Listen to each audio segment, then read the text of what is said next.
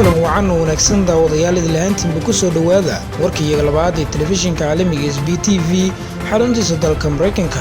Qodobada warkayga kuwa ugu door karoon waxaa ka mid ah dalka Djibouti oo laga helay kiiskii koowaad ee coronavirus, Shiinaha oo dalkiisa ka masaafuriyay suxufiyiin u dhashay dalka Mareykanka, dalal wax ka bedelay aadaanka salaada coronavirus awgii, wadan uusan weli gaarin coronavirus oo ku dhawaaqay musiibo qaran.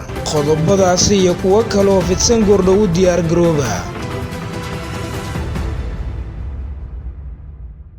markale isku soo noqod wacan waa maalinimo Khamiis ah, taariikhdu ku beegan tahay 19 bisha 3 2020.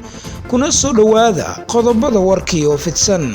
aynu ku bilownay dalka Djibouti oo laga helay kiiskii koowaad ee coronavirus. wararka ka imaanaya dalka Djibouti ayaa waxa ay sheegayaan in kiiskii ugu horeeyay ee la xiriirinayo caabuqa halista ah ee coronavirus in laga helay dalka Djibouti. caabuqa corona ayaa waxa laga helay qof u dhashay dalka Spain kaasi oo u safrayay dalkaasi Djibouti, sida ay shaacisay dowladda Djibouti war ay soo saartay. dowladda Djibouti ayaa sidoo kale waxa ay shaacisay in qofkani laga helay caabuqa coronavirus uusan ahayn muwaadin u dhashay dalka Djibouti, balse uu ka yimid dalka Spain oo ka mid ka ah dalalka uu ka dilaacay caabuqa dunida faraha baan ku haya ee coronavirus. dhinaca kale, Shiinaha oo dalkiisa ka masaafurinaya suxufiyiin u dhashay Mareykanka. Shiinaha oo dalkiisa ka masaafuriyay suxufiyiin u dhashay dalka Mareykanka. dowladda Shiinaha ayaa dalkeeda ka masaafurisay ilaa iyo 3 suxufiyiin oo u dhashay dalka Mareykanka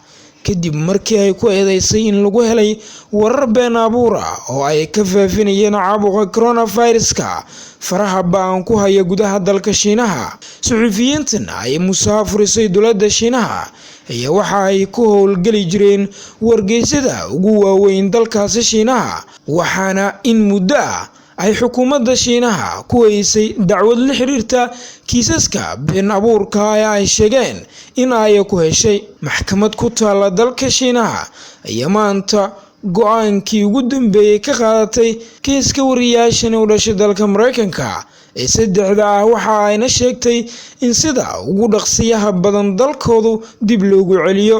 madaxweynaha Mareykanka Mr. Donald J. Trump oo la carooday arrintani ayaa waxa uu warbaahinta u sheegay inuu isaguna dalkiisa ka masaafurin doono muwaadiniinta Shiinaha u dhashay ee ku nool Mareykanka.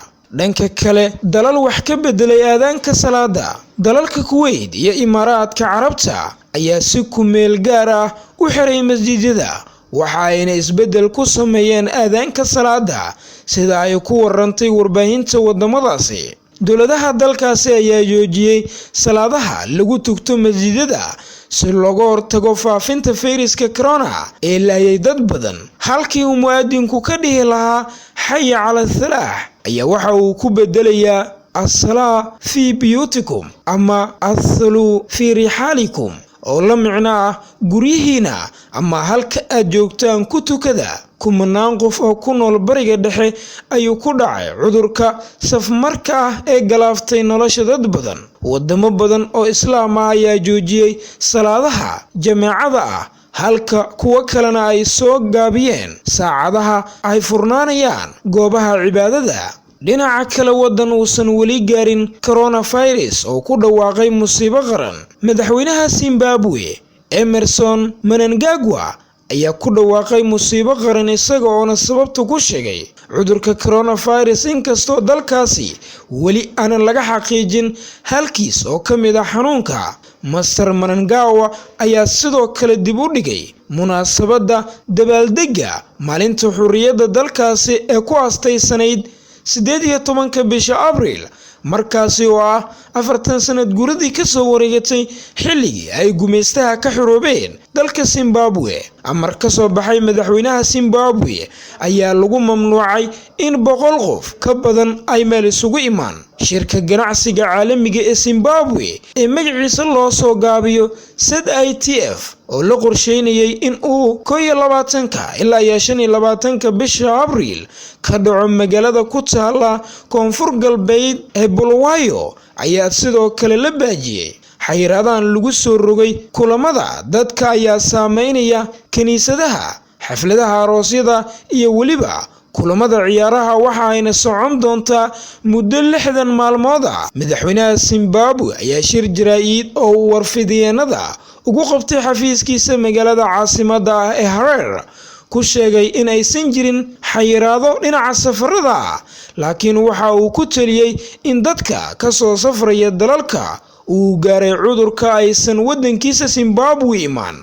Waxa uu sidoo kale dadka reer Zimbabwe ku booriyay in aysan u safrin dibadda ilaa inta laga xakameynayo cudurka safmarka ah ee coronavirus. Ugu dambeystii, Afrika ha isku diyaariso ka hortagga xaaladihii ugu xumeyd. Madaxa hay'adda caafimaadka adduunka ayaa u sheegay dalalka Afrikaanka ah in ay isku diyaariyaan ka hortagga xaaladihii ugu xumeyd xilli cudurka coronavirus uu ku baahayay dalal ka tirsan qaaradda Midoobay Afrika. Gudaha Afrika waxaa cudurkan ugu dhintay 16 qof.